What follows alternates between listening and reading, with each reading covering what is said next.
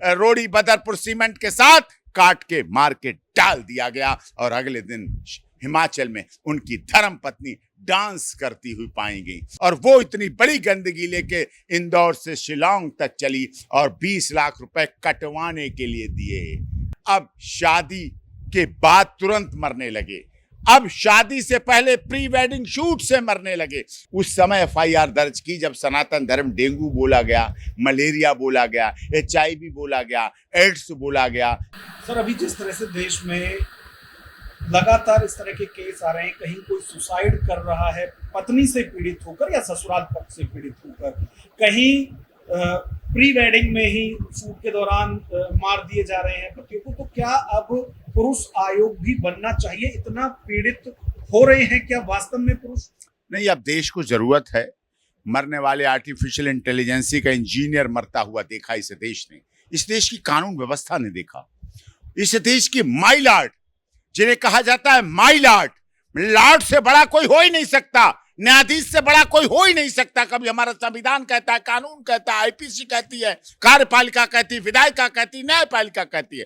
वो my lord जिनके आगे पुलिस सैल्यूट मारती है, वकील हमारे जैसे माई लॉर्ड कहते हैं, क्लाइंट हाथ जोड़ के कह रहते हैं, उन माई लॉर्ड को अपने पिता के सामने आत्महत्या करनी पड़ी। और वो कितना दुर्भाग्यशाली पिता था जिसको अपने जज बेटे की अंतिम यात्रा अपने कंधों पर उठा के जब वो निकला होगा अंतिम यात्रा के लिए, तो उसके बाद से वो जिंदा लाश बन के घूम रहा होगा देश में रह रहा है, जिंदा है लेकिन जिंदा लाश बन के घूम रहा होगा। इस सबको पता है। मेरठ नीला ट्रम्प बदनाम हो गया।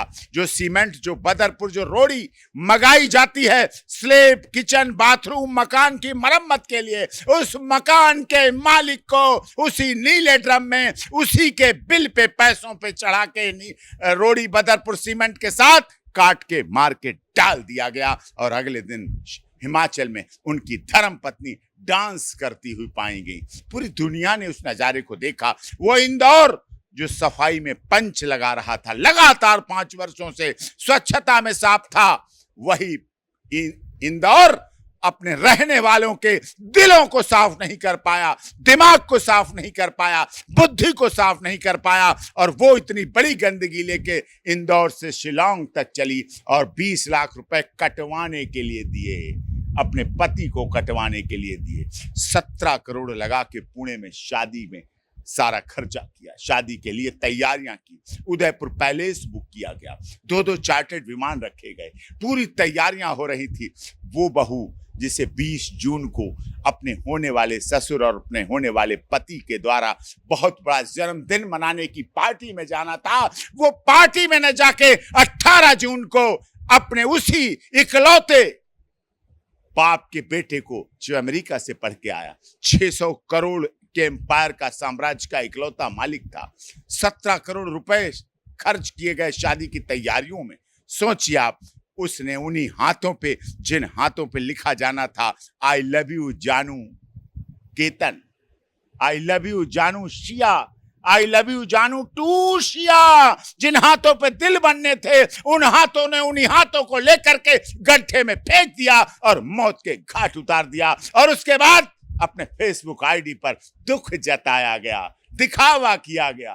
कहां पहले पति मरते थे तो ये कहा जाता था आर्थिक तंगी की वजह से पति ने आत्महत्या कर ली, तब वो 1-2 बच्चों का बाप हो चुका होता था, दुखी होकर मरता था और मारा जाता था, तो चर्चा ज्यादा नहीं होती थी।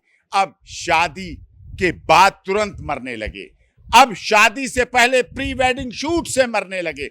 मतलब अपने जो बॉयफ्रेंड होता है उसका इतना दबाव होता है कि तुझे टच नहीं करेगा अकेले कमरे में कभी। हनीमून की बात सोच दे, केवल प्री वेडिंग में ही घूम ले, प्री वेडिंग में ही फोटो शूट करती रहे और तब तक उसे मार के फेंक दे और वहां खत्म कर दे। तो ये भाव बहुत तेजी से हमारे समाज को खत्म करता जा रहा है, बर्बाद करता जा रहा है। और इसमें मरने वाले गरीब की बात नहीं है, अमीर की बात नहीं है, जाति नहीं है, कोई क्षेत्र नहीं है, कोई भाषा नहीं है, कोई संप्रदाय नहीं है, गोरा नहीं है, काला नहीं है, लंबा नहीं है, नाटा नहीं है, चौड़ा नहीं है, मोटा नहीं है, पतला नहीं, कोई क्राइटेरिया नहीं। इस क्राइटेरिया में ये नहीं कि वो नेता है। Sitting member of parliament Himachal Pradesh के दिल्ली में आत्महत्या की, इसमें यह भी नहीं कि कोई संत नरेंद्र गिरी जी ने आत्महत्या की, मध्य प्रदेश के दर्जा प्राप्त मंत्री ने आत्महत्या की। अब इसमें स्टार वाले भी नहीं है, थल सेना, जल सेना, वायु सेना, CISF, BSF, rapid action force, RAF, CISF, Delhi police, अन्य प्रदेशों की पुलिस, सब मर रहे हैं, सबको मारा जा रहा है, सब कोई आत्महत्या कर रहा है, किसी की हत्याएं कर रही। डायरेक्टर जनरल ऑफ पुलिस जो प्रदेश का सबसे बड़ा पद होता है, कर्नाटक के डीजीपी को मार दिया गया, उसकी पत्नी ने हत्या कर दी गई। डिब्रूगढ़ में गुड़गांव के रहने वाले अभिनव शर्मा, इकलौता बेटा अपने पिता का, और बेटी भी गुड़गांव में रहती थी, दोनों की शादी हुई पति पत्नी की, और शादी होके जब डिब्रूगढ़ था और फाइटर प्लेन के पायलट को ट्रेनिंग देने वाला कितना बड़ा ट्रेनर रहा होगा, कितना योग्य रहा होगा, जो फाइटर जेट के प्लेन के पायलट को ट्रेनिंग दे रहा था, उसकी वहां आत्महत्या हुई, हत्या हुई वहां डिब्रूगढ़ में। मानव शर्मा एयरफोर्स के अधिकारी का इकलौता बेटा, आगरा का रहने वाला, मुंबई का सीईओ, और यहां बुला के उसे मरना पड़ा आगरा में। बाप बड़ा तड़प रहा है, मुकदमा लड़ रहा है, अकेली बहन उसके। ये वो केस है जो मैं लड़ रहा हूं, ये वो केस है, मानव शर्मा का केस लड़ रहा हूं, अभिनव शर्मा का केस लड़ रहा हूं। अमन शर्मा का आपने देखा क्या हाल हुआ है दिल्ली में। तो ना न्यायाधीश बचे, ना आईएएस बचे, ना आईपीएस बचे, ना पत्रकार बचे, ना डॉक्टर बचे, ना वकील बचे, ना नेता बचे। सुशांत सिंह का देखा आपने केस, ना अभिनेता बचे, कोई नहीं बचा।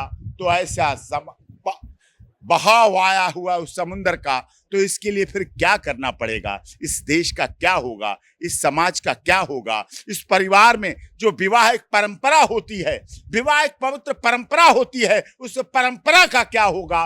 क्या होगा उस जीवन का? कैसे परिवार बसेंगे? पहले तो 7-8 बच्चे हो जाते थे, अब तो 1 ही 2 बच्चे होते हैं। हम दो हमारे दो, हम दो हमारे दो, एक तरफ नारा दिया गया और एक तरफ हम दो हमारे दो में से एक लड़का मर जाता है और उन्हीं में से एक लड़की जेल जा रही है। जैसे शिया गोयल जेल जाएगी, जैसे मानव शर्मा की हत्या करने वाली जेल गई, जैसे अभिनव शर्मा की, ये हाल है। परिवार बर्बाद हो गए, माता पिता अनाथ हो गए। इसीलिए हर हालत में, हर बात में पुरुष आयोग बनना चाहिए। कम से कम पुरुष आयोग हो तो पुरुष हेल्पलाइन हो, तो पुरुष हेल्प डेस्क हो, तो पुरुष थाना हो, पुरुष के लिए फास्ट ट्रैक कोर्ट हो, और पुरुष के लिए कोई तो मदद करने वाला होना चाहिए, जिसकी वजह से पुरुष जिंदा रह सके। 150 से 250 पुरुष प्रतिदिन आत्महत्या करते हैं और ये आंकड़े बहुत बढ़ते जा रहे हैं, तेजी के साथ बढ़ते जा रहे हैं। सनातनी मुस्लिम बोलती हैं, अपने आप को बीजेपी का कार्यकर्ता नेता भी कहती हैं, नाजिया इलाही खान, उनके ऊपर देश भर में एफआईआर दर्ज हो रही है। उन्होंने प्रॉफिट मोहम्मद को लेकर कुछ विवादित बयान दिया है, तो उस पर क्या कहूँ? अब खैर मैं तो क्या कहूँ, धर्म का सम्मान सबको करना चाहिए, लेकिन क्या कहा, किस कंटेंट्स में कहा, कंटेंट उनका क्या है, उनकी भाषा क्या है। मेरा ये मानना है भाषा संसदीय होना चाहिए, मर्यादित होनी चाहिए। लेकिन जो लोग आज मोहम्मद साहब के कहने पर उन पर एफआईआर दर्ज कर रहे हैं, क्या उन लोगों ने उस समय एफआईआर दर्ज की जब सनातन धर्म डेंगू बोला गया, मलेरिया बोला गया, HIV बोला गया, एड्स बोला गया, जब रामचरितमानस को काल्पनिक कहा गया, जब राम सेतु को काल्पनिक कहा गया, जब राम को गलत कहा गया, लक्ष्मण भरत शत्रुघ्न को गलत कहा गया, जब अयोध्या को अपमानित किया गया, तब भी ऐसे लोगों को निकल के आना चाहिए।